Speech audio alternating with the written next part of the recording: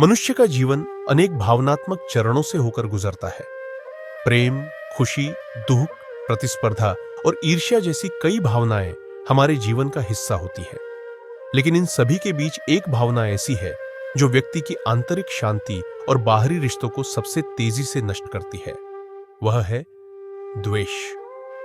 द्वेष भले ही देखने में एक छोटी सी चिंगारी लगे, लेकिन उसमें हमारे मन और हमारे चारों ओर के रिश्तों को जला डालने की पूरी शक्ति होती है। जब द्वेष मन में घर कर लेता है तो हमारे विचार तुरंत कड़वे हो जाते हैं, व्यवहार में रूखापन आ जाता है और चेहरे की स्वाभाविक कोमलता समाप्त होकर वहां क्रोध, घृणा और कटुता दिखाई देने लगती है। पर यह एक शाश्वत सत्य है कि द्वेष मनुष्य का मूल्य नहीं बढ़ाता, बल्कि उसे घटा देता है।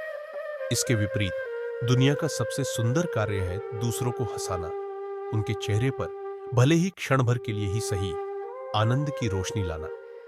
यह कार्य करने के लिए एक विशाल और उदार हृदय चाहिए। इसलिए जीवन के दर्शन का एक सुंदर सत्य सामने आता है। द्वेष करके किसी के मन में जगह बनाने से बेहतर है लोगों को हंसाने वाला जोकर बन जाना। अपने जीवन में देखिए, जो लोग आपको कष्ट देते हैं उनके नाम तो याद रहते हैं, लेकिन उनके साथ रहने की इच्छा नहीं होती। इसके उलट जो व्यक्ति हमें हंसाता है, हल्का महसूस कराता है और तनाव भूलने में मदद करता है, उसकी याद हमारे मन में हमेशा बनी रहती है। हंसी और आनंद सीधे लोगों के दिल में जगह बना लेते हैं। बोले गए शब्द समय के साथ भूल जाते हैं, लेकिन दी गई हंसी और उसके पीछे की भावना हमेशा याद रहती है। इसलिए जो व्यक्ति दूसरों को हंसाता है उसे समाज में सम्मान मिलता है, स्थान मिलता है और सबसे महत्वपूर्ण निस्वार्थ प्रेम मिलता है।